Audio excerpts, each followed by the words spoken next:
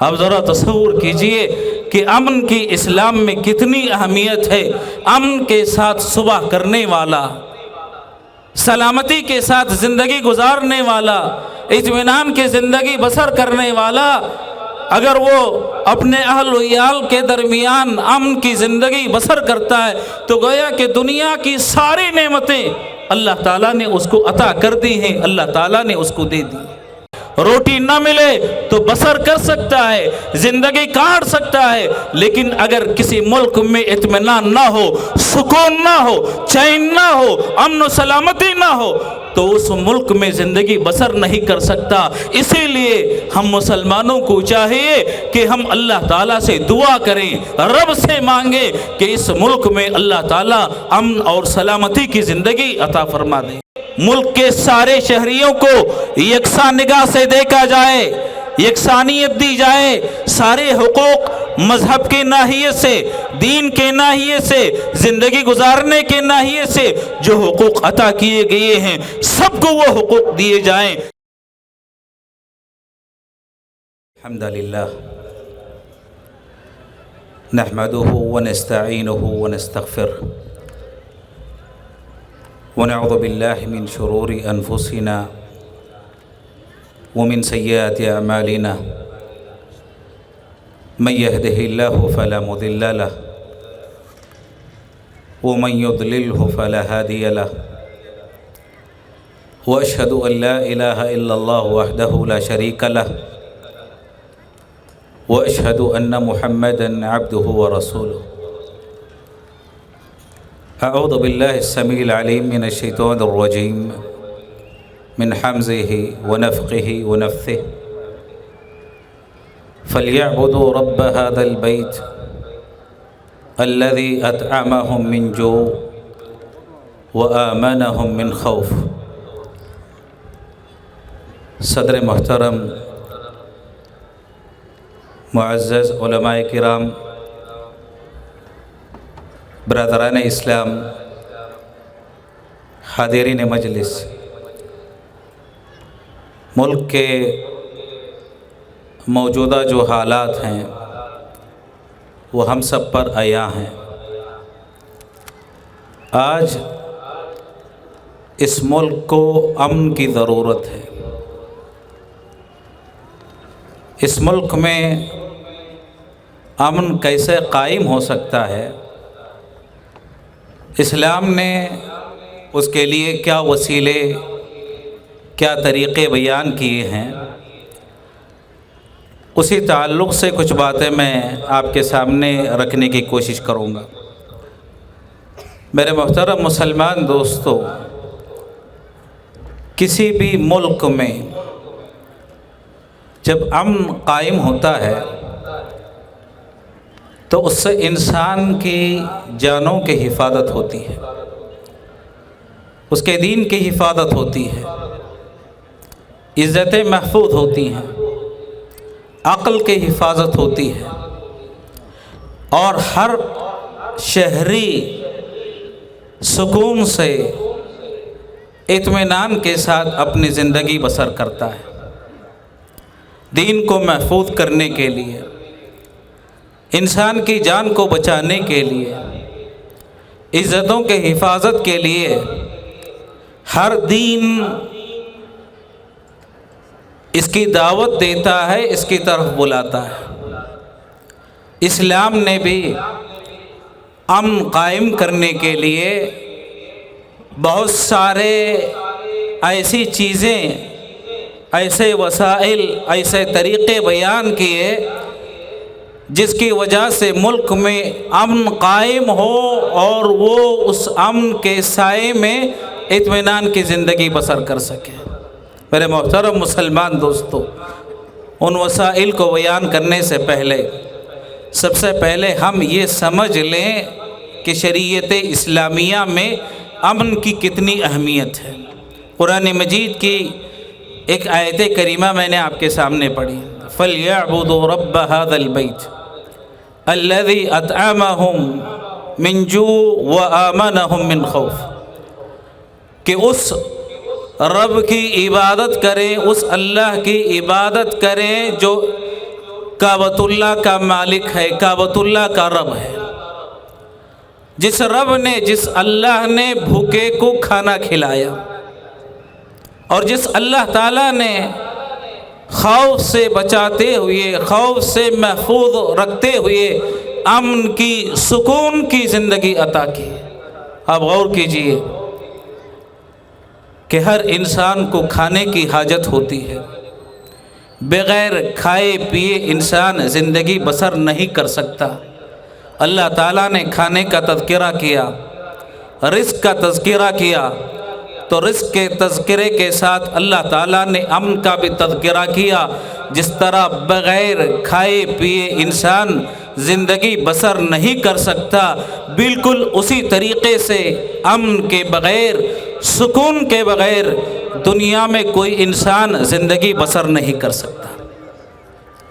प्यारे रसूल सल्लल्लाहु अलैहि वसल्लम की हदीस है, आप सल्लल्लाहु अलैहि वसल्लम ने इरशाद फरमाया, मन अस्बहा मिनकुम आमिनन फी सिरबिही मुआफ़ा फी जसदिही इंदहु क़ूत यौमिही कअन्नहु हुय्यिज़त लहु अद्दुनिया बिहज़ाफ़िरी।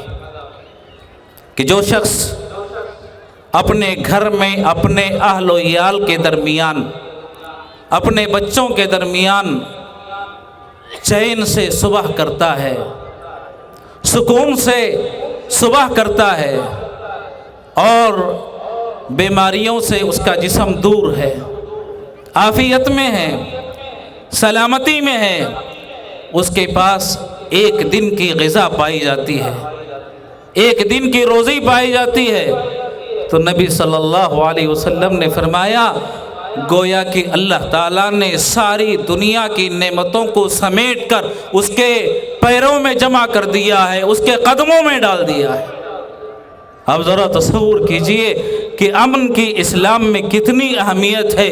अमन के साथ सुबह करने वाला, सलामती के साथ ज़िंदगी गुजारने वाला, इत्मीनान की ज़िंदगी बसर करने वाला, अगर वो अपने अहल व याल के दरमियान अमन की ज़िंदगी बसर करता है तो गोया कि दुनिया की सारी नेमतें अल्लाह ताला ने उसको अता कर दी हैं, अल्लाह ताला ने उसको दे दी।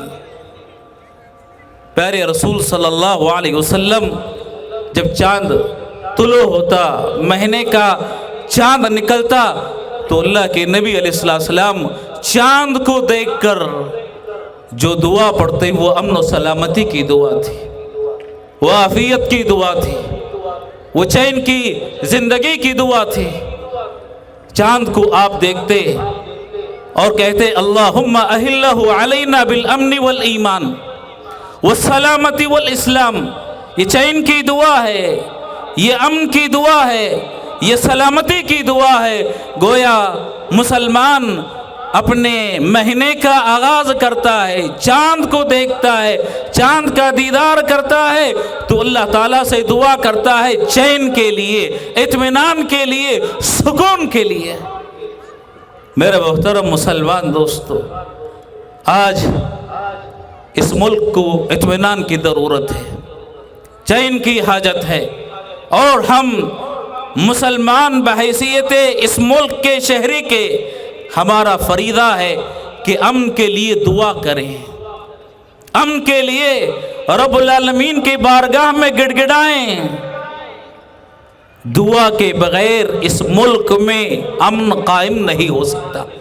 अमन लाने वाला वो अल्लाह है, अमन अता करने वाला वो रब्बुल आलमीन है। उसके बगैर किसी भी मुल्क में अमन कायम नहीं हो सकता। और हम मुसलमान इस मुल्क के शहरी होने की हैसियत से हमारा फरीदा है कि अमन को कायम करने के लिए हम अल्लाह ताला से दुआ करें। इब्राहीम अलैहिस्सलाम ने अमन कायम करने के लिए, इत्मीनान के लिए, चैन की ज़िंदगी के लिए अल्लाह ताला से दुआएं की। इब्राहीम अलैहिस्सलाम की दुआओं को अल्लाह ताला ने अपनी किताब में बयान किया, कुरान मजीद में उनका तज़किरा किया। वइज़ क़ाल इब्राहीम रब्बि इजअल हाज़ल बलद आमिना वजनुब्नी व बनिय अन नअबुदल असनाम। कि इब्राहीम अलैहिस्सलाम अल्लाह ताला से दुआ करते हैं, अपने रब से मांगते हैं سوال کرتے ہیں کہ اللہ اس شہر کو، مکے کے شہر کو اطمینان والا، امن والا، شانتی والا شہر بنا دے۔ اور ایک اور موقع پر اللہ تعالیٰ نے ان کا دعا کا تذکرہ کیا، ابراہیم علیہ السلام کی، اور اس دعا میں ابراہیم علیہ السلام نے رزق مانگنے سے پہلے، ثمرات طلب کرنے سے پہلے، روزی روٹی کا سوال کرنے سے پہلے اپنے رب سے امن کا سوال کیا، امن مانگا۔ میرے دوستو، بسا اوقات انسان بھوکا ہو کر زندگی گزار سکتا ہے، روٹی نہ ملے تو بسر کر سکتا ہے، زندگی کاٹ سکتا ہے، لیکن اگر کسی ملک میں اطمینان نہ ہو، سکون نہ ہو، چین نہ ہو، امن و سلامتی نہ ہو تو اس ملک میں زندگی بسر نہیں کر سکتا۔ اسی لیے ہم مسلمانوں کو چاہیے کہ ہم اللہ تعالیٰ سے دعا کریں، رب سے مانگیں کہ اس ملک میں اللہ تعالیٰ امن اور سلامتی کی زندگی عطا فرما دے۔ میرے محترم مسلمان دوست، سالم بن عبداللہ ابن عمر رحمہ اللہ کبار تابعین میں ان کا شمار ہوتا، کعبۃ اللہ میں موجود تھے۔ خلیفہ ہشام بن عبد الملک کعبۃ اللہ میں داخل ہوتا ہے۔ کعبۃ اللہ میں داخل ہونے کے بعد سالم بن عبداللہ ابن عمر سے سوال کرتا ہے، پوچھتا ہے کہ اپنی ضرورت کی کوئی چیز تم مجھ سے مانگو، مجھ سے طلب کرو۔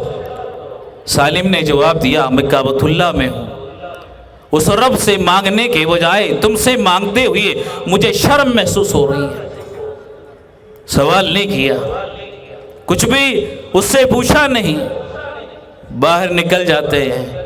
ہشام ابن عبد الملک باہر آنے کے بعد سالم ابن عبداللہ ابن عمر سے کہتا ہے کہ اب کعبۃ اللہ سے ہم باہر آ چکے ہیں، اب جو مانگنا ہے، جو طلب کرنا ہے تم مجھ سے مانگ لو، طلب کر لو۔ تو سالم ابن عبداللہ ابن عمر نے جواب دیا، من حوائج الآخرہ ام من حوائج الدنیا، آخرت کی چیز مانگوں یا دنیا کی حاجت طلب کرو؟ ہشام ابن عبد الملک نے کہا کہ دنیا کی کوئی چیز مانگ لو، دنیا کی کوئی چیز مجھ سے طلب کر لو۔ تو سالم ابن عبداللہ ابن عمر جواب دیتے ہیں، وہ کہتے ہیں کہ دنیا کی کبھی کوئی چیز میں نے اس سے نہیں مانگی جو اس کا مالک ہے، تم سے کیسے میں مانگ سکتا ہوں، کیسے طلب کر سکتا ہوں جبکہ تم اس کے مالک نہیں ہو۔ میرے دوستو، دنیا کے انسانوں سے امن کا مطالبہ کرنا، امن مانگنا جبکہ وہ اس کے مالک نہیں، یہ بیوقوفی کی بات ہے۔ اسی لیے انسان کو چاہیے، مسلمان کو چاہیے کہ سب سے پہلے اللہ کی طرف رجوع ہو، اللہ سے امن و سلامتی مانگے، اس سے طلب کرے جو امن کا مالک ہے، جس کے ہاتھ میں ساری کائنات کی چیزیں جس کی اجازت کے بغیر حرکت نہیں کر سکتی، اس اللہ تعالیٰ سے مسلمانوں کو مانگنا چاہیے، سوال کرنا چاہیے۔ امن و سلامتی کے لیے انسان اللہ تعالیٰ سے اپنا تعلق پیدا کرے، رب سے تعلق پیدا کیے بغیر مسلمان اس ملک میں امن اور سلامتی نہیں لا سکتے۔ ظاہری اسباب پر بہت زیادہ آج ہمارا اعتماد ہو گیا، بہت زیادہ ہم نے اعتماد کر لیا، ظاہری اسباب سے تجاوز کرتے ہوئے میرے محترم مسلمان دوستو، ظاہری اسباب تو اختیار کرتے ہیں لیکن ساتھ میں اللہ تعالیٰ سے اپنا تعلق پیدا کرے۔ الذین آمنوا ولم یلبسوا ایمانہم بظلم اولئک لہم الامن وہم مہتدون، کہ وہ لوگ جو ایمان لائے اور ظلم کا ارتکاب انہوں نے نہیں کیا، اللہ تعالیٰ فرماتے ہیں اولئک لہم الامن، ان کے لیے امن ہے، ان کے لیے سلامتی ہے، دنیا میں بھی اور آخرت میں بھی۔ اور امن و سلامتی انسان کو نصیب ہوتی ہے اللہ سے اپنا تعلق جوڑ کر، معبود سے حقیقی طور پر ملنے سے۔ میرے محترم مسلمان دوستو، مادیت کے اس زمانے میں انسان اپنے رب سے اپنا تعلق پیدا کر لے، اپنا تعلق جوڑ لے، امن و سلامتی اپنی زندگی میں نہ صرف پیدا کر سکتا ہے بلکہ سارے معاشرے کو امن فراہم کر سکتا ہے، امن عطا کر سکتا ہے، سارے معاشرے کو امن میں لا سکتا ہے۔ انسان اپنا تعلق اللہ کی ذات سے جوڑ لے۔ ابراہیم ابن ادم روکھی سوکھی روٹی کھاتے ہوئے ان کے شاگردوں نے جب دیکھا تو سوال کیا کہ آج بادشاہ نعمتوں میں پل رہے ہیں، ٹھاٹ باٹ کی شان و شوکت کی زندگی بسر کر رہے ہیں، اور آپ امام ہیں، اللہ والے ہیں، سوکھی روٹی پانی میں گیلی کر کے آپ اس سے اپنا گزارا کر رہے ہیں۔ ابراہیم ابن ادم رحمہ اللہ نے جواب دیا، فرمایا، کہا کہ جو اطمینان اللہ سے تعلق پیدا ہونے کے بعد اللہ تعالیٰ نے ہم کو عطا کیا ہے، ہم کو دیا ہے، جو چین جو سکون آج میں اپنے دل میں پاتا ہوں، اگر بادشاہوں کو معلوم ہو جائے، پتہ چل جائے، تو وہ اس سکون کو ہم سے چھیننے کے لیے، ہم سے اس سکون کو حاصل کرنے کے لیے تلواروں کے ذریعے وہ ہم سے جنگ کریں گے۔ اس سکون کو پانے کے لیے وہ ہم سے تلواروں کے ساتھ جنگ کر کے اس سکون کو پانے کی کوشش کریں گے۔ میرے محترم مسلمان دوستو، یاد رکھو، امن آتا ہے، سلامتی آتی ہے اللہ تعالیٰ سے تعلق پیدا کرنے کے بعد۔ انسان کا دل جب اللہ تعالیٰ سے جڑ جاتا ہے اتنا مطمئن ہو جاتا ہے، اتنا مطمئن ہو جاتا ہے کہ ظاہری جو مؤثرات ہیں اس پر اثر انداز نہیں ہوتے۔ اسی لیے ایک مسلمان زندگی بسر کرتا ہے، زندگی گزارتا ہے، تو مسلمان کو چاہیے کہ اگر وہ امن اور سلامتی چاہتا ہے تو اللہ تعالیٰ سے اپنا تعلق پیدا کرے۔ رب سے اپنا تعلق پیدا کیے بغیر امن اور سلامتی کی زندگی گزاری نہیں جا سکتی۔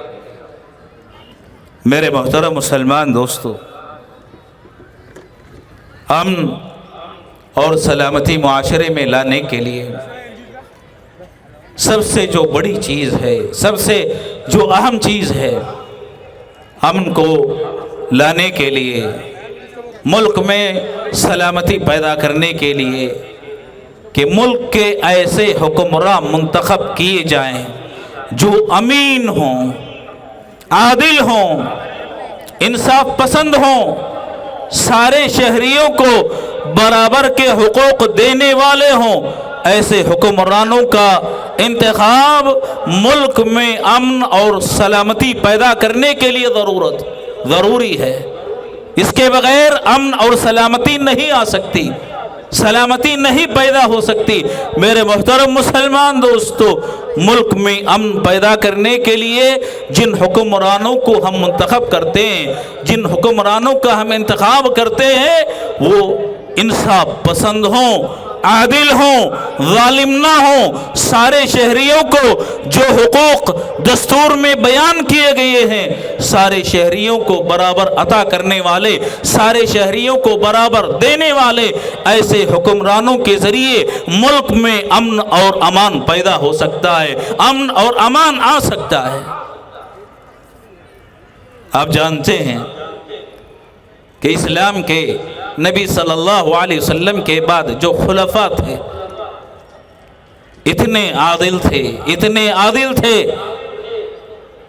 کہ وہ کہا کرتے، میں مدینے میں ہوں، یہاں سے ہزاروں کلومیٹر دوری پر اگر کوئی کتا بھی مر جاتا ہے بھوک سے، پیاس سے، تو اس کا بھی مجھے رب کے پاس حساب دینا پڑے گا، اور رب کے پاس اس کا بھی مجھے جواب دینا پڑے گا۔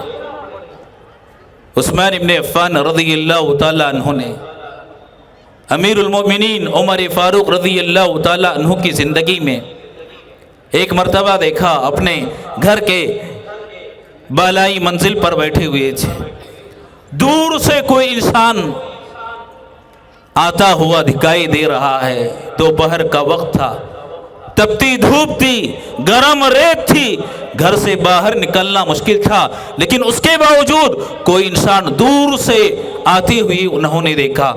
دور ہونے کی وجہ سے پہچان نہ پائے کہ یہ کون سی شخصیت ہے، کون آ رہا ہے۔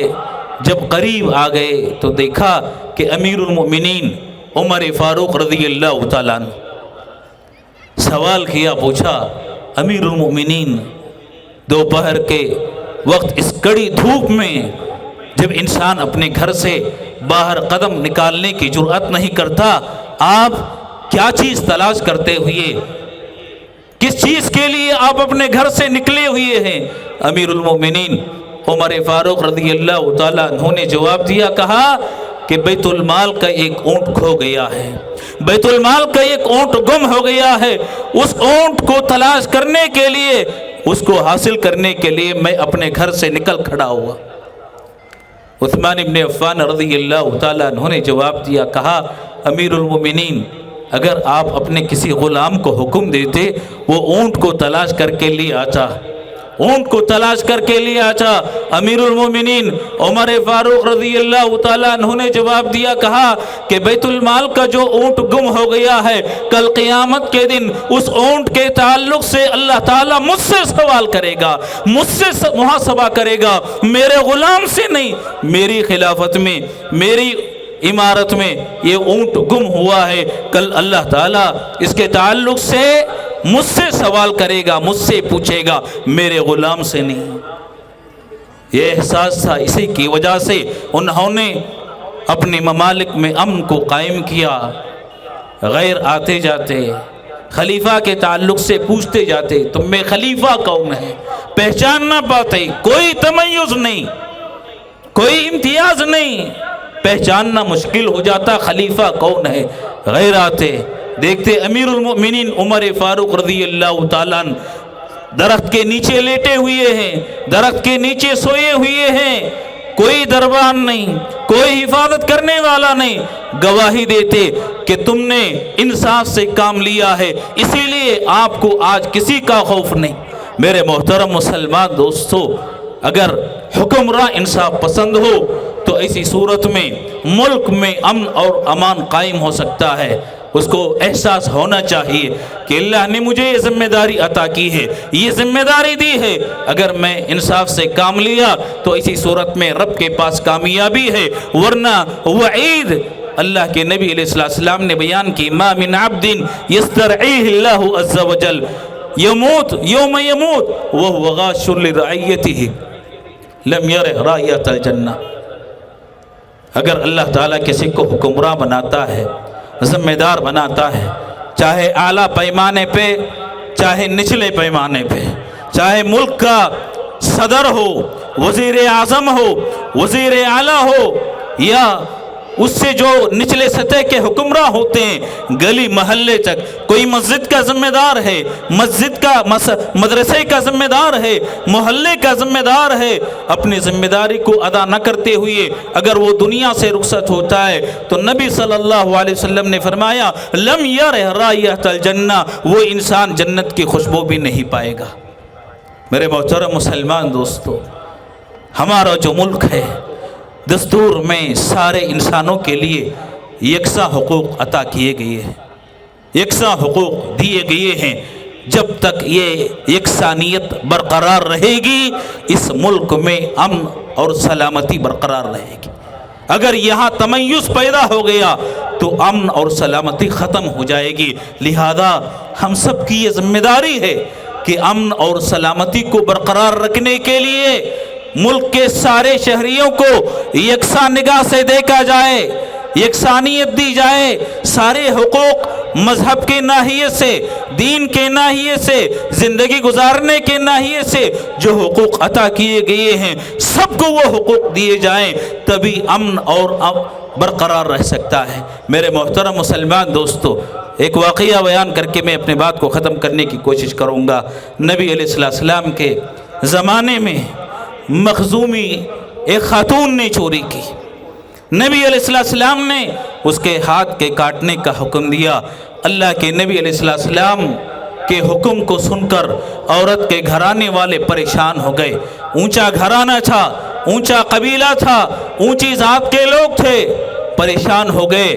سفارشی بنا کر اسامہ ابن زید رضی اللہ تعالیٰ عنہ کو نبی صلی اللہ علیہ وسلم کے پاس بھیجا گیا تو اللہ کے نبی علیہ السلام کے پاس جب سفارش کرتے ہیں آپ کا غصہ آپ کا غصہ اتنا بڑھ گیا کہ غصے کی وجہ سے چہرہ سرخ ہو گیا۔ آپ صلی اللہ علیہ وسلم نے فرمایا اتشفع فی حد من حدود اللہ، اللہ تعالیٰ کے حدود میں تم مداخلت کر رہے ہو، سفارش پیش کر رہے ہو؟ اللہ کی قسم اگر میری بیٹی فاطمہ بھی چوری کرتی، میری بیٹی فاطمہ بھی چوری کرتی، چوری کے جرم میں شامل ہوتی، تو میں اس کا بھی ہاتھ کاٹ دیتا، میں اس کو بھی یہی حکم دیتا۔